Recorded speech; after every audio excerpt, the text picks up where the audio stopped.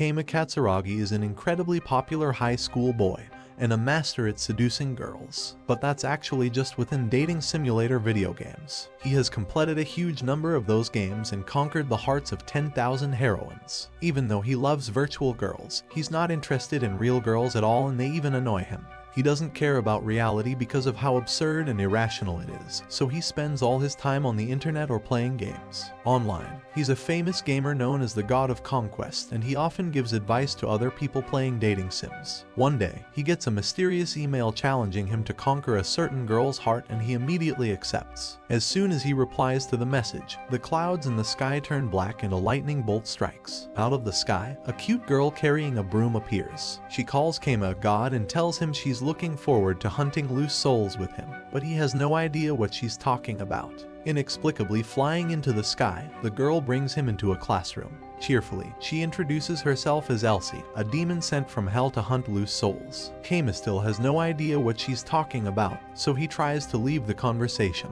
but Elsie stops him. He notices a collar around his neck that wasn't there before, and Elsie tells him he has signed a contract with her by replying to the email he received. If he breaks the contract, he'll literally lose his head. Shocked, Keima yells at Elsie to remove the collar, but she stays cheerful and tells him that the collar will disappear as soon as they find all the loose souls. Suddenly, Elsie's hair ornament starts making noise and she says that she's detecting a loose soul. Looking out the window, Elsie points out Keima's athletic classmate, Ayumi Takahara, and he sees a strange kind of energy around her. Elsie explains that loose souls are evil souls that have escaped from hell. They've come to the surface and hid within people's hearts so they can commit more evil acts. One such loose soul is inside Ayumi's heart. Elsie can't capture the soul by herself, so she needs Keima to make Ayumi fall in love with him. If Keima takes the loose soul's place in her heart, he'll force it to leave. Hearing this, Keima is outraged because he has never even held hands with a real girl. Elsie starts crying when she realizes that she misunderstood his title of God of Conquest. She thought that he's a master at romancing real girls, but he's actually just a master at romancing girls in dating sims. However, the contract is sealed and there's nothing that can be done. And to make it worse, if Keima dies, Elsie will die too. The two don't know what to do, and Elsie suggests Keima should try doing the same thing he does in games with a girl in real life. However, Ayumi doesn't fit Keima's image of an athletic girl, and he's not interested in her. Athletic girls in dating sims always tie their hair up and wear bloomers instead of shorts. To his surprise, it turns out that Ayumi does tie her hair up, but only when she goes all out on running. Elsie then uses her magic to change all the girls' shorts into bloomers in gym class, shocking and confusing everyone. Seeing this, Keima is still nervous, but he has no excuses left, so he accepts. The next day, Keima loudly cheers Ayumi on while she's practicing for an upcoming track and field competition. Embarrassed, she runs up to him and kicks him, thinking that he's mocking her. She threatens to kill him if he does it again and leaves. However, Keima doesn't give up. In dating sims, the more encounters you have with a girl, the more your relationship with her develops, so he decides to take that approach. For the following 3 days, Keima continues cheering Ayumi on, and he stands out more each day, even though she's still angry at him. During practice, an upperclassman approaches Ayumi and tells her not to get ahead of herself because it's still not decided that she's going to represent the school at the competition. However, Ayumi ignores her and keeps practicing anyway. The day before the competition, Keima continues cheering Ayumi on, but this time it doesn't seem like she minds it that much. While she's practicing jumping over hurdles, Ayumi trips over one of the hurdles and sprains her ankle, making her unable to participate in the following day's competition. We find out that the girl who approached Ayumi before intentionally changed the hurdle's position to make her fall. Elsie thinks that it's hopeless now for Keima to conquer Ayumi's heart, but Keima thinks he knows exactly what he has to do. He meets up with Ayumi alone and gives her a basket full of fruit, telling her to do her best in the competition.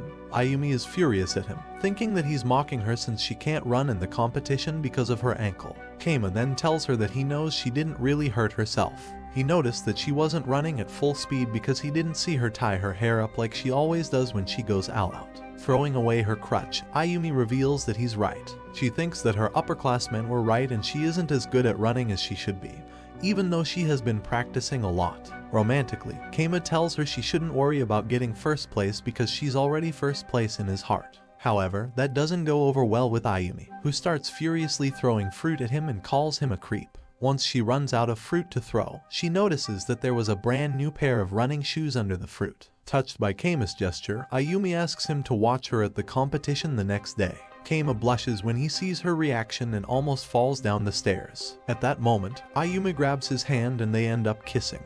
That makes the loose soul shoot out of her body and Elsa quickly catches it in a huge jar. The next day, Ayumi wins first place in the competition and she's overjoyed. Even her upperclassman congratulates her. Keima congratulates her too and Ayumi blushes, even though she forgot everything about their kiss after the loose soul left her body. After she leaves, Elsie appears in the classroom and introduces herself to everyone as Keima's sister. Everyone is impressed by how cute she is and she's immediately popular. Even though nobody usually pays attention to Keima, she keeps praising him.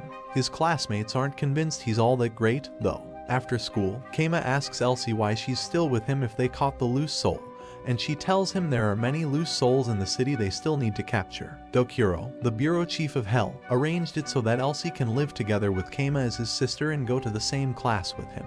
That makes both of them ready to hunt a loose soul as soon as they detect it. Hearing this, Keima is outraged because she's not actually his sister and he doesn't want to let live with him.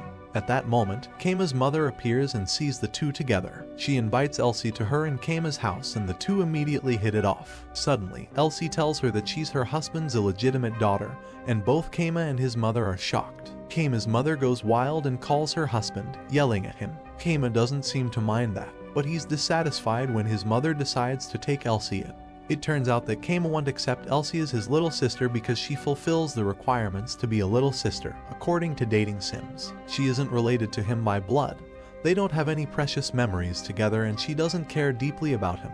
In order to make him change his mind, Elsie bites Keima's finger and drinks some of his blood, saying that they share the same blood now. Keima is confused and embarrassed, but Elsie doesn't give up. In order to become a good little sister, she decides to make dinner for Keima. She prepares something that looks inedible and says it's made with ingredients from hell. With a smile, she feeds Keima the disgusting looking food and it actually turns out to be delicious. Keima also notices that Elsie cleaned the entire house and he's impressed. She reveals that she was 300 years on cleaning duty in hell, so she's good at cleaning.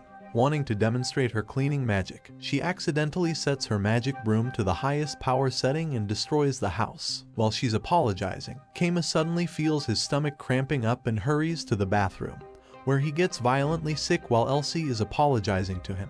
After that ordeal, Keima takes a bath and thinks about what to do with Elsie. He realizes that he actually does share some memories with her and that she also seems to care about him a lot. Suddenly, the power goes out and Elsie appears in the tub with him, which makes him panic. She wanted to help wash him to make up for her mistakes, but Keima angrily tells her to stop pretending she's a little sister. Hearing that, Elsie reveals that she actually has an older sister. While her sister is perfect at everything, Elsie feels like she's the complete opposite.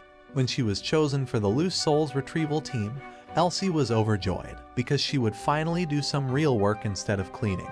Having heard that story, Keima decides he should accept Elsie as his little sister after all because he can't get rid of her until they find all the loose souls. Elsie is overjoyed and he tells her she should use the experience to improve herself. Immediately after, Elsie happily tells him that she has washed his gaming console with water and soap, making him lash out at her again.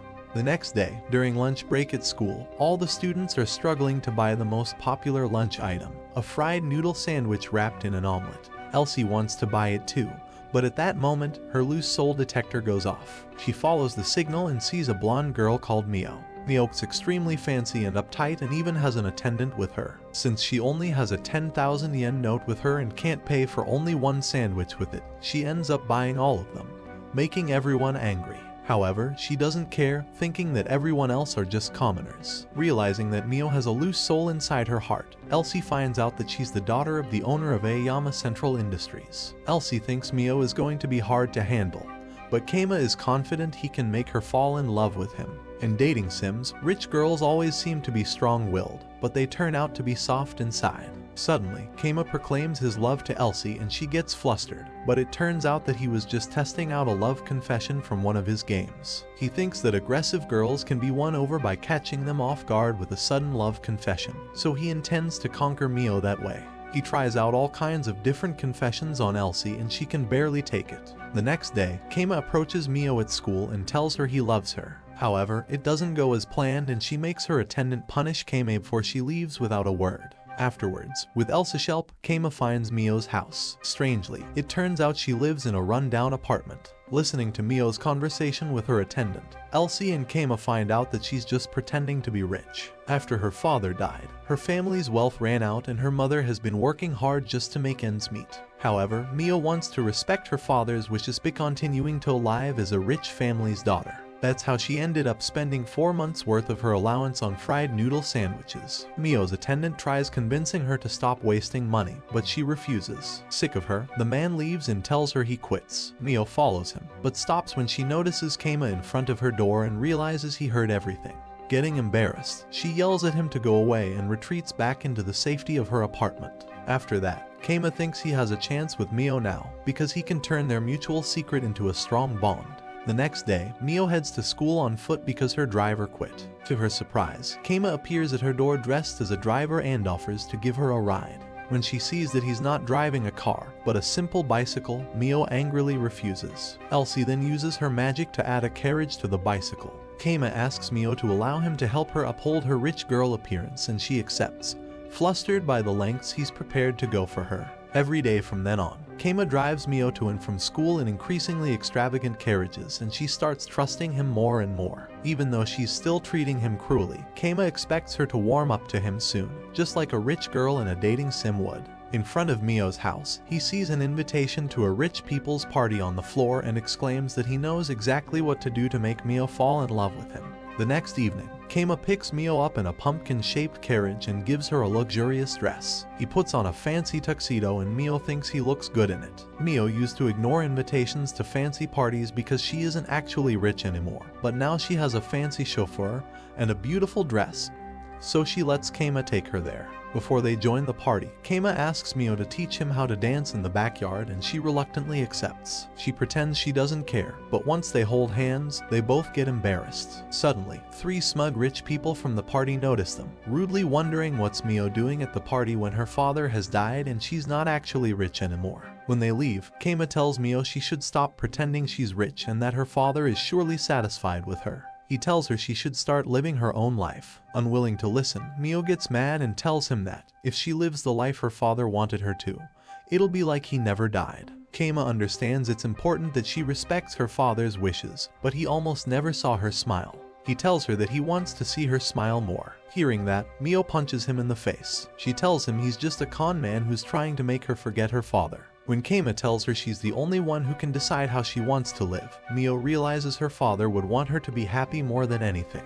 At that moment, Keima kisses her, the loose soul bursts out of her heart and Elsie captures it. The next day, Mio forgets everything about Keima, but she becomes a little more humble.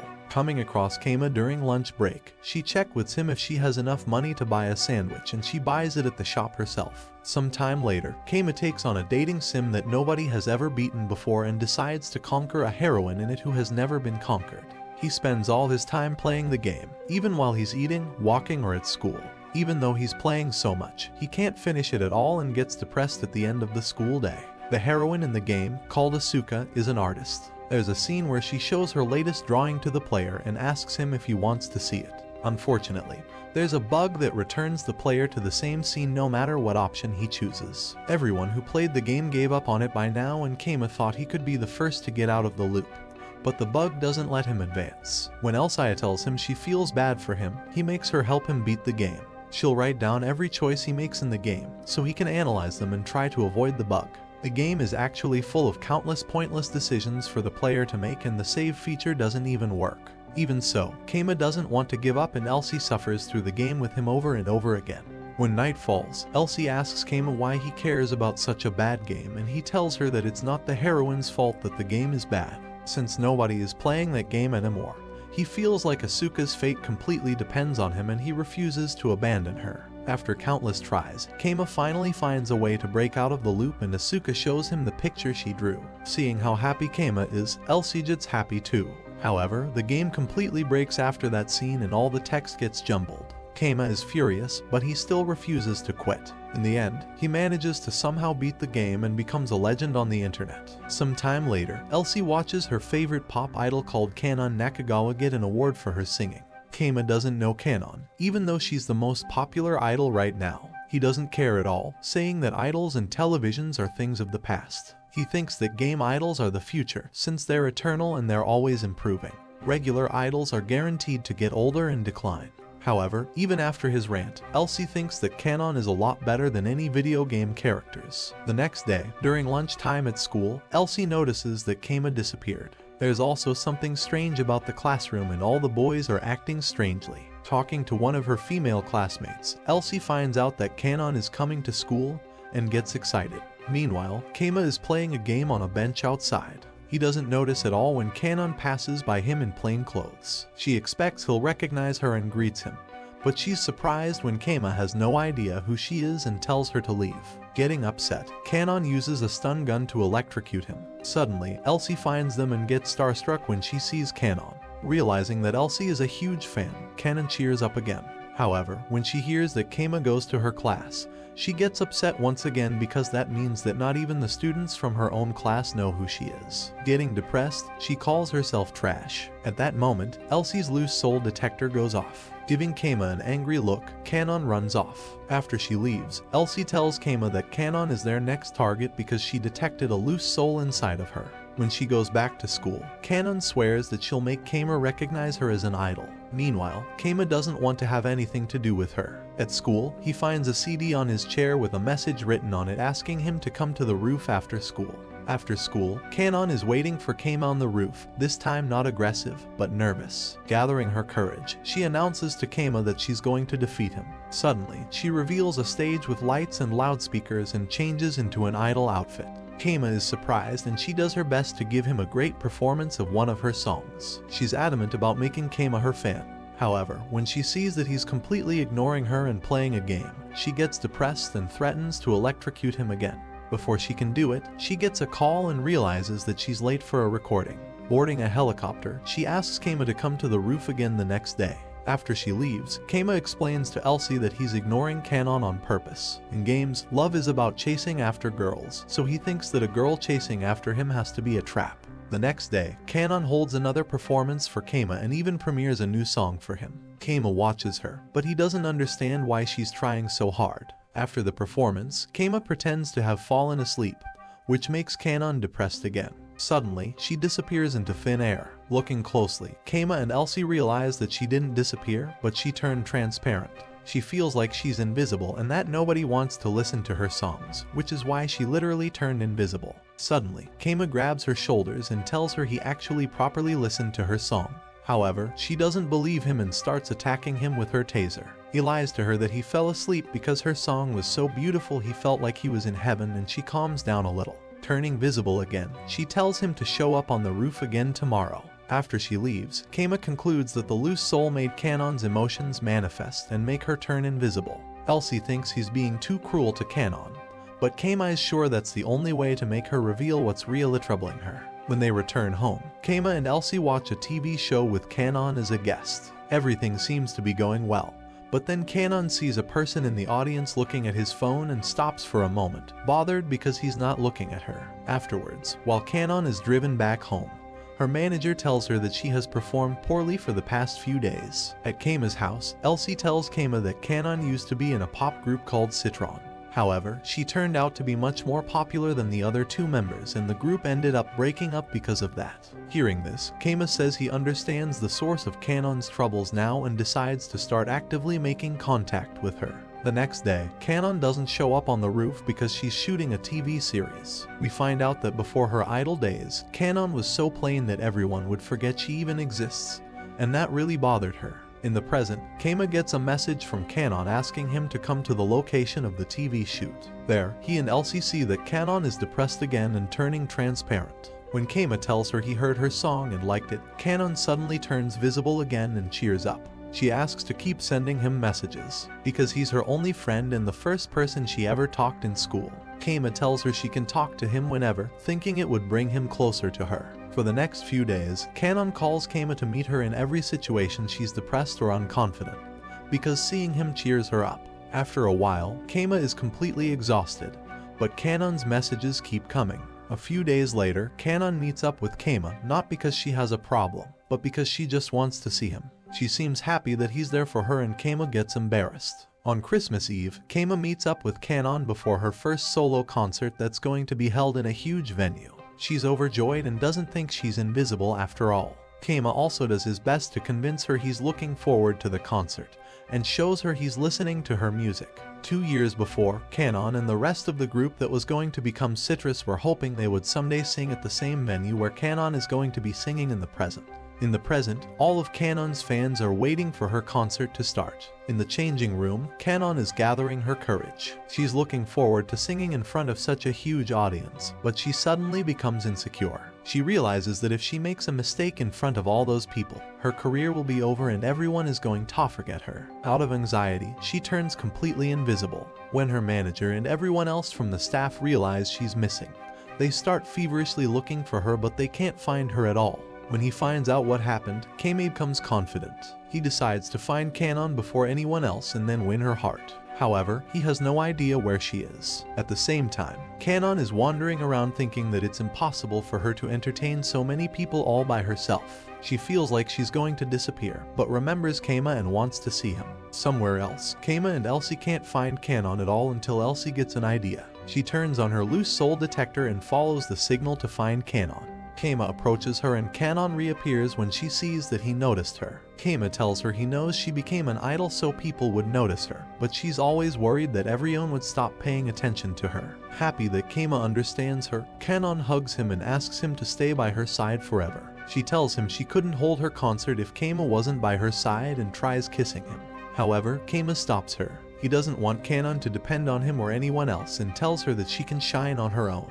The fact that she became a popular idol all by herself is proof of that. Kanon still doesn't believe she can do anything on her own, but she suddenly hears her audience chanting her name from the concert venue and realizes Keima is right about her. Feeling content, Kanon tells Keima she would have been fine singing only for him too, and kisses him. The loose soul emerges from her body and Elsie captures it. Confident, Kanon returns to her manager and notices 2 flower bouquets someone left for her. It turns out that the former members of Citrus sent it to her together with messages congratulating her on her success. Seeing the flowers, Kanon is happy and finally steps on stage, to the overwhelming applause of her audience. She performs her best concert ever and impresses everyone. After the concert, Keima is obviously impressed by the power of real-life idols, but he won't admit it to Elsie. Some time later, Keima's strange daily life with Elsie continues. Wanting to impress Keima, Elsie makes a boxed lunch for him, but it's actually a weird tentacle monster. She tells him she's usually good at cooking, but he tells her she's useless in every way, which shocks her. At school, Elsie is still bothered by Keima's words and one of her classmates notices it. She suggests that Elsie bakes a cake for Keima to prove she's good at cooking and Elsie thinks it's a good idea. Leaving class, she goes to the home economics room, where there's everything she would need to bake a cake. Following the instructions from a magazine her classmate gave her, Elsie misunderstands everything written there and uses ingredients from hell instead of normal ones. While she's looking for eggs to cook with, she accidentally hatches a flying dragon out of one of the eggs she summoned from hell. While she's running away from the dragon, she comes across Keima. She hides the fact that she's cooking and just tells him he's going to see her true power soon. Going back to the home economics class, Elsie does her best and makes a perfect-looking cake. The only step left is putting strawberries on top, but the dragon appears again and interrupts her. At that moment, all the other eggs she brought from hell hatch too, unleashing tons of strange monsters. Elsie doesn't know what to do, but suddenly the room explodes because she left the microwave on. The explosion kills the monsters, but also blows Elsie's cake away somewhere. That night, Elsie is depressed, but decides that she'll bake a new cake someday. Suddenly, Keima says he hates sweet stuff and Elsie gets depressed again. We return in time to the start of that day, to the point when Elsie makes a horrific boxed lunch for Keima. Even though he wants to lead a quiet life and play games all day, Keima thinks it's Elsuho's preventing him from doing that and wants to get rid of her as soon as possible. During lunch break, Keima sees monsters around the school, which are the results of Elsie's cooking attempts. When Elsa sees him outside and tells him he'll see her true power, Keima realizes she's up to something. During gym class, Keima is the slowest runner and struggles the most out of everyone. His teacher taunts him and tells him the slowest student has to run 20 laps. That teacher is always mad at him for playing games during class and disrespecting him, so he tells Keima he's going to visit his house and talk to his mom that night. Suddenly, the dragon Elsie set free passes by and scares the teacher away. When he gets back from school, Kanon notices a messed up cake in the bushes by his house. He realized Elsie must have baked it, but decides not to get involved. Sometime before that, Kanon's mom gets a call from his teacher, who announces his visit. When she finishes talking, she's furious but can't do anything about the teacher. While Kanon's mom is taking a bath, the dragon approaches the window. She opens the window and she's face to face with the monster, but she doesn't have her glasses and thinks it's just someone peeping on her while she's taking a bath. Hearing a racket, she thinks that person broke into the house and gets worried. Wearing just a bath towel, she sees someone near the fridge and hits him over the head with a vase. However, it turns out to be Kanon, who was eating Elsie's cake in secret. We find out that while that was happening, Elsie's monstrous boxed lunch from before crawled out of the house and killed the dragon. At the same time, Kanon's teacher rings the doorbell, but when he sees the monster, he runs away. One morning, Kanon goes to school with Elsie as usual. He's angry at her because the last cake she made literally exploded. He tells her to study more about the human world and sends her to the school library to learn some common sense. After school, Elsie visits the huge library and starts browsing the books there. When she sees a fire truck in a book, she thinks it's incredibly cool. Instead of studying about humanity, she starts looking for more books about fire trucks, but can't find any because there are too many books. She decides to ask the librarian for help, who turns out to be a high school girl. However, she's so focused on her book that she doesn't notice Elsie at all. Only after the librarian finishes her book, she notices Elsie and gets startled. She speaks quietly, and after she hears Elsie's request, she tells her to come back to the library after school. Suddenly, Elsie's loose soul detector rings out and makes a racket in the library. Later, Elsie brings Kanon to the library to show him the librarian girl. Seeing Elsie, the librarian arrives and brings her every single book in the library that mentions fire trucks. The girl wants to talk to Kanon, but she's too worried about what he'll think about her. She has actually read all the books in the library and can find each one of them from memory. The girl always keeps overthinking what she wants to say, but mostly ends up giving up and saying nothing. She's not good at dealing with people, but she's fine with that because the books in the library are enough for her. She feels like she could happily spend her entire life in the library, and it's the only place where she can be herself. The next day, Elsie finds out that the librarian girl's name is Shiori. At the library, Shiori witnesses a couple flirting and gets mad because a library is a place for learning. A student then arrives and asks her to take care of something for her. She gives her a list of books to be disposed of, and Shiori is sad that those books are leaving the library. When Elsie and Kanon visit the library, they see Shiori gathering books for disposal. She reaches for a book on a high shelf and almost loses balance and falls, but Kanon catches her. She gets flustered and wants to thank him, but she overthinks it and can't utter a word. Looking at an economics book, she blurts out, "Thankonomics" to Kanon. Realizing she's being a weirdo, she walks away, but Kanon starts talking to her. He says that books aren't needed anymore and they should all be digitized, making Shiori turn around. Shiori is passionate about books and tries telling him he's wrong, but once again she can't get a word out. She gives up and turns around again, thinking it's too scary to argue with a stranger. Then, Kanon says that all books should be scanned and then thrown away, making Shiori stop and turn around again. This time, Shiori faces Kanon and tells him he's an idiot. She gets embarrassed immediately and walks away again, leaving Kanon speechless. It turns out that he intentionally said things that would make Shiori react so he can hear what she's really thinking. After telling Kanon he's an idiot, Shiori regrets it. She remembers that she was always thought of slow. However, she was actually just indecisive and had trouble communicating with other people. She would think about what to say a lot, but never actually said anything. Because of that, she closed herself off into the world of books, where she could feel free and be at peace. In the world of books, she can say and do anything she wants. Going back to the library, Kanon feels like he understands Shiori completely now. The next day, during a meeting with the other students managing the library, the students' leader announces that they're going to open a media corner where students will be able to borrow CDs and DVDs. Shiori stands up to say something about that, but she can't actually say anything and the meeting ends. Nearby, Kanon and Elsie are talking about her. Elsie thinks that Shiori wants to talk but can't, but Kanon thinks that kind of character is too cliché. Passing by them, Shiori notices that Kanon is writing in a library book and she's horrified. She immediately takes it away from him and realizes he's the same person she called an idiot the day before. She's mad at him, but can't say anything as usual.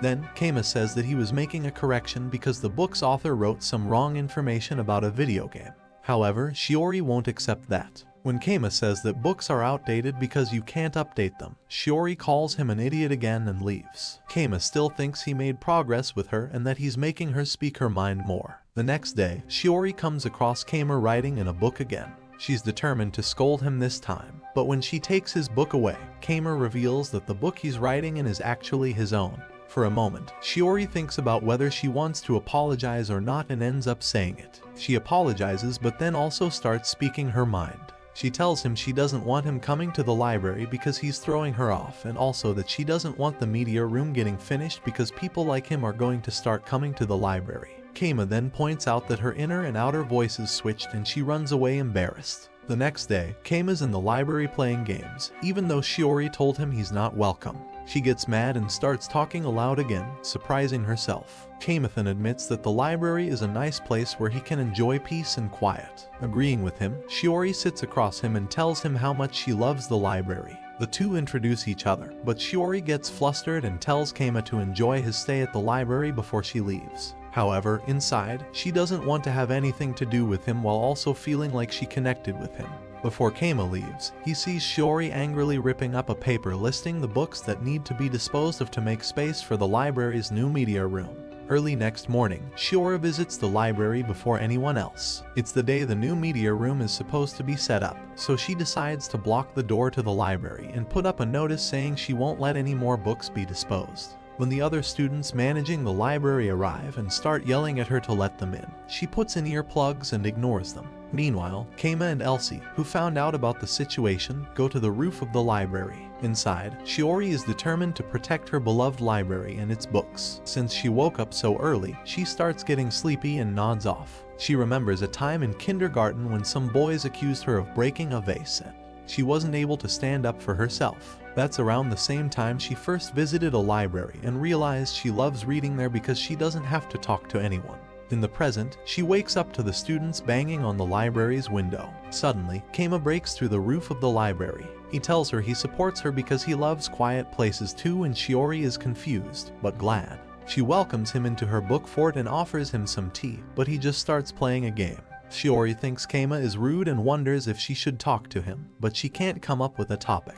She then realizes that, if she doesn't say anything, no one will understand her and speaks it out loud. Suddenly, the lights go out. It turns out that the students outside managed to turn off the power and reset the password to the library's lock. Inside the library, Shiori was startled by the lights going out and she and Keima ended up buried in books together. When Keima says the real world is a pain, Shiori starts thinking he's the only one who understands her. She tells him that she wants to live in the quiet library forever, but Keima tells her she's lying. He knows that she actually wants to talk to people, but she's scared, asking her if she really wants to protect the library and the books or just protect her sanctuary from the outside world. He makes her think. Shiori then realizes that she always wanted to talk to people, but now she feels like she won't ever be able to talk to anyone. She wants to stay in the library forever because the people outside are scary. If she had courage, she could reach out to someone, but she feels like her voice can't reach anyone anymore. At that moment, Keima takes her hand and tells her he'll give her the courage she needs. He kisses her and the loose soul leaves her heart, enabling Elsie to capture it. Soon, the students from outside enter and demand Shiori to explain herself. Surprisingly, she properly apologizes to them and explains that she locked herself in the library because she couldn't stand the idea of all the books being thrown away because of the new media room. She tells them that each and every book is valuable and she wants to keep them all in the library. Having heard her out, the students agree to hold another meeting and Shiori is thankful to them. Even though she forgot all about Keima, she gained the ability to speak her mind for the first time in her life. Some time later, Keima realizes how many new dating sims he missed while hunting for loose souls with Elsie. Having bought every one of the games he wanted to play, he shuts himself inside his room and goes into God of Conquest mode. Elsie doesn't understand what he means and goes into his room for the first time. Inside, there are countless game consoles and 6 monitors. Keima is playing 6 dating sims at once at such a speed that it seems like he has more than 2 arms. He's so good that he manages to conquer 6 heroines at once and finish all the games at the same time.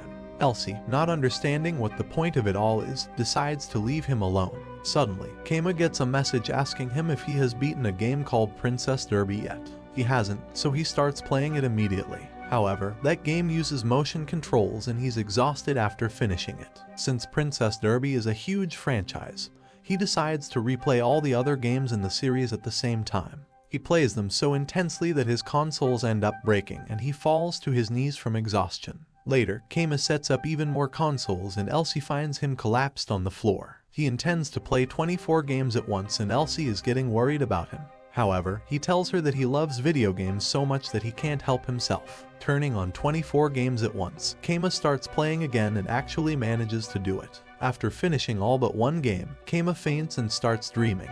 He sees the heroines from the games reaching out to him and taking him into the game world. On a green field, he happily frolics around with the heroines from all his favorite games.